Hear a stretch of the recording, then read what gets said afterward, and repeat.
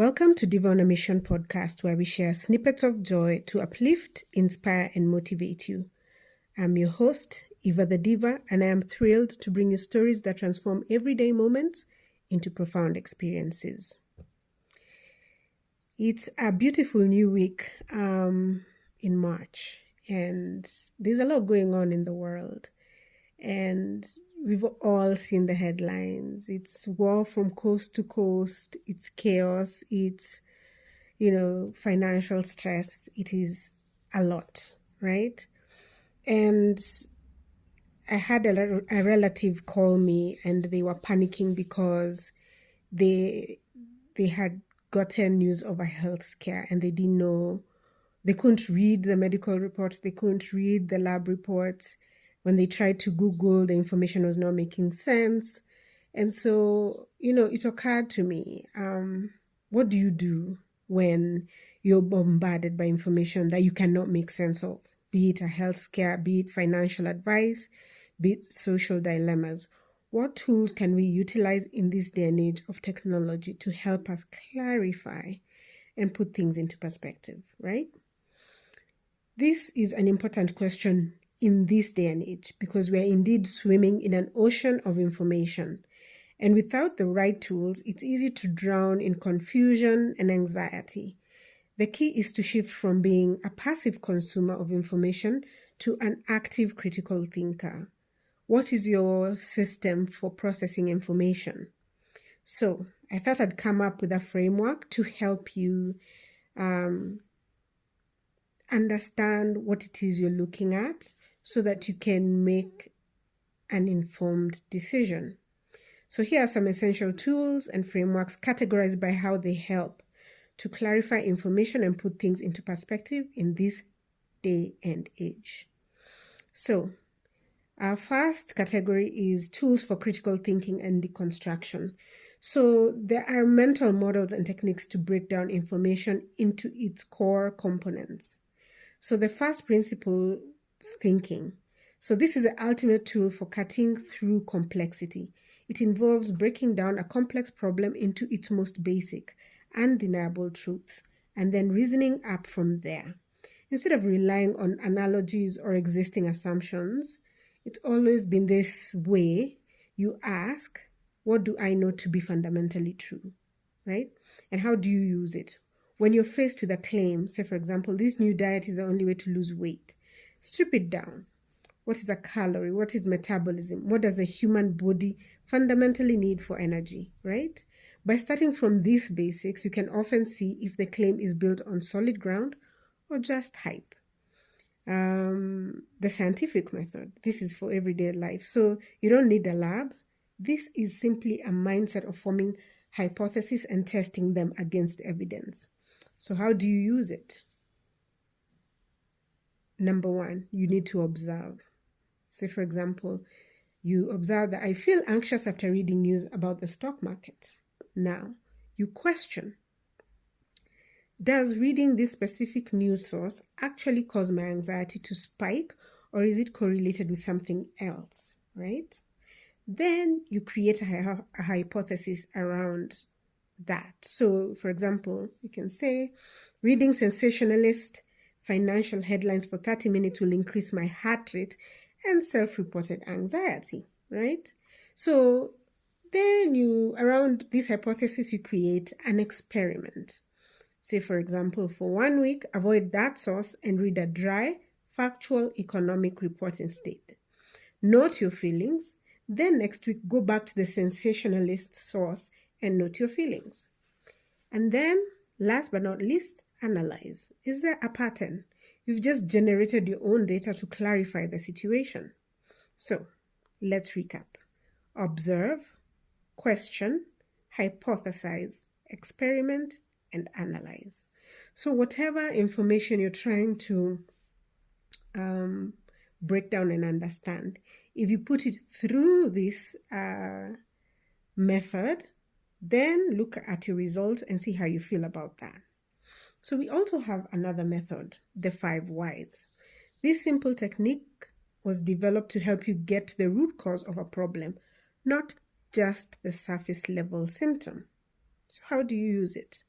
Start with a statement and ask why repeatedly until you get to a fundamental human or process issue.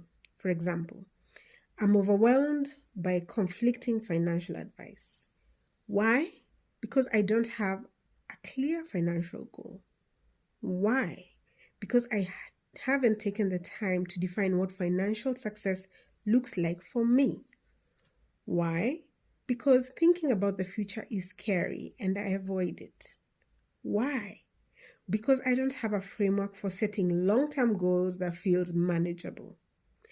So you keep asking why until you get to an answer that helps you understand your why, right? So the 5 whys. The problem isn't the information, it's the lack of personal goal setting framework, which the information is exploiting.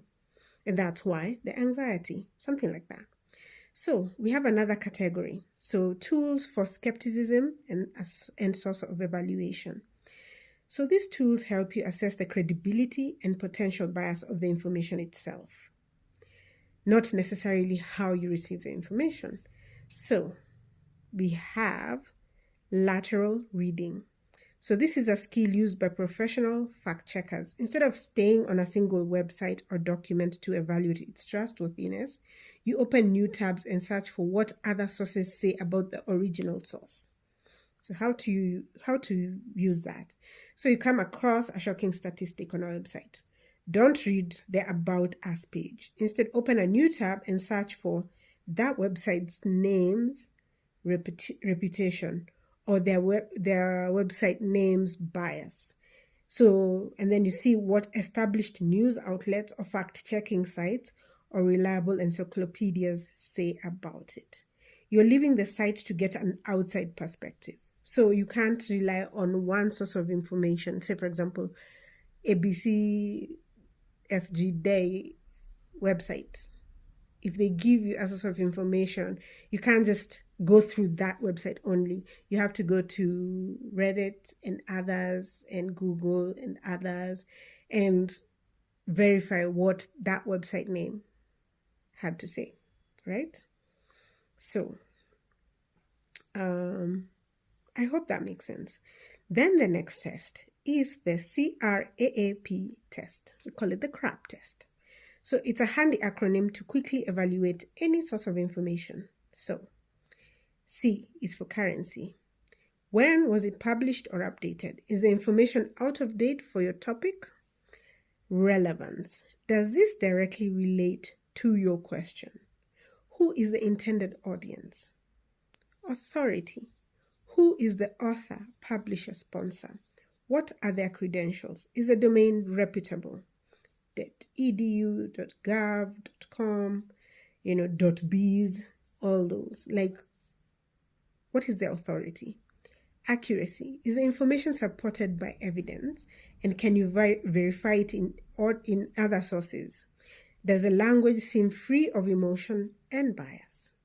And then purpose. Why does this information exist? Is it to inform, teach, sell, entertain, or persuade? Is there an obvious political, ideological, or financial bias? So that's your CRAP test. Currency, relevance, authority, accuracy, and purpose. Another method for evaluating information is considering the source's incentive. Every piece of information is created by someone or some organization with goals. So the most powerful question you can ask is, what does this source want? A news outlet wants your attention, clicks to sell ads. A financial advisor wants you to feel anxious enough to move your money so they get a commission. A social media influencer wants you to buy their supplement or like their post or subscribe to their channel. And I hope at this point you are subscribed to Diva On A Mission podcast on YouTube, or you're following us on TikTok at DOAM Pod. We also have a Facebook page, Diva On A Mission podcast. You can also follow us there. So, a social media influencer wants you to buy their supplement or like their post. A government agency wants you to support a policy. So when you understand the incentive, you can better weigh the information. Information designed to make you scared or angry is often less reliable because strong emotions cloud your judgment. We also have another category, right? Tools for personal context and perspective. These tools help you connect external information to your own life in a healthy way.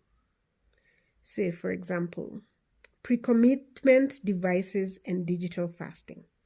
So the best way to clarify information is to control the flow. These are tools to manage your attention, which is the resource information is competing for. So how to use this practically? Create friction. So, uninstall apps from your phone. Use website blockers like, the ones that website blockers during work hours, and then make it hard to access the noise. For me, I deactivated all my social media notifications, except for WhatsApp, because I use that in my everyday communications with my family and my job. So I need to stay on top of that. So all the others, I look at them periodically, like every 3 or 4 hours, so that I am not constantly on my phone checking for every single comment, post, like, question, whatever it is, so that I can focus on other things, right? So create friction and install apps from your phone. Use website blockers that during specific hours that you need to free, like you need to not be disturbed, and this reduces the noise, right? So schedule consumption. Allow yourself to check the news or social media only at 2 specific short times a day. This prevents the constant drip feed of anxiety and allows you to process information in batches with a calmer mind. Digital fasting. I love the word fasting because just as we do when we're dieting, fasting is very helpful to your system, to your biology, to your emotions, to everything that you're doing. And so even when it comes to digital consumption, digital fasting is very important. For example, take a full 24 hours or even a weekend away from all non-essential information. You'll be amazed at how much urgent news fades into irrelevance, giving you perspective on what truly matters to you. The so what test. This is for putting information into the context of your own life and goals. When you encounter a new piece of information or a new worry, ask yourself, so what? How does this information change my actions? Right? For example, a certain leader declared war and fired missiles upon another country. So usually this would create a hubbub of activity on your social media profiles, on your news apps, and even on your TV. But now, if you hear this news and go, so what? How does this information change my actions? If the answer is it doesn't, then the information is likely just noise. It's okay to let it go. A scary health study that applies to a demographic you're not part of, so what? A new economic prediction about something you have no control over, so what? This isn't about being ignorant. It's about being pragmatic with your finite mental energy. You breaking down emotionally, mentally over that leader who has yet again done something crazy or stupid or whatever does not help your everyday life. Yes, you can, do a post about it, maybe write a poem about it if you're so moved, but then does it change how you eat your breakfast or how you go to work? Unless it does that, it is important for you to not give it urgent space in your mind, right? So we also have the circle of control, Stoicism. This ancient philosophical tool is perfect for modern information overload. So, take a piece of paper, draw 3 concentric circles. Your inner circle, which is for control, That represents your thoughts, your reactions, your words, and your actions. The middle circle, influence. These are your friends, your family, your local community. Outer circle, no control. The global economy, a celebrity scandal, a natural disaster on the other side of the world. So how do you use these three circles? When you encounter information, mentally place it in one of these circles. Your energy should be spent almost exclusively on the inner circle, sometimes on the middle one, and rarely on the outer one. Worrying about things you can't control is a recipe for anxiety and confusion. So we want to limit anxiety and confusion. So I hope that has been helpful so far. So the ultimate meta tool is a personal knowledge system. All these tools that I have mentioned, I think we can do a recap quickly so that it's easier for you to summarize. So we have tools for critical thinking, like first principles thinking. We have the scientific method. We have the 5 whys. And then we have, in category 2, tools for skepticism and source evaluation. We have lateral reading. We have the CRAP test, which includes currency, relevance, accuracy, and purpose. And then we have consider the source's incentive. And then we have category 3, which is tools for personal context and perspective, which is pre-commitment devices and digital fasting. And then we have the so what test. And then final is the circle of control, the stoicism option. So these ones, all these tools work best when you have a place to put the clarified information, like a second brain or personal knowledge management system, right? Using apps like, I don't know what apps are there, but you can look for apps that help you create a personal knowledge management system. And when you find clarifying insight, you just don't forget it. You write it down and connect it to other ideas and build your own personal, reliable system over time. This becomes your anchor in the storm of new information, a source of truth you've curated for yourself. And I believe this is the thing. It's like you have to create a system that works for you. It is it is a way of vetting and trying to get away from being influenced and, being driven in directions that you do not want to be in. So this way you stay conscious of how you're evaluating information. And based on this information, you then make decisions on what to do next to benefit your life and to achieve your goals, right? So, long story short, there you have it, divas. Ways to turn your seas of confusion into data and set up methods of discernment, preparation, and empowerment. You're not stuck. You're evolving. So embrace every season, and when the breakthrough arrives, you'll be ready. So keep missioning, and as always, stay fabulous. Peace.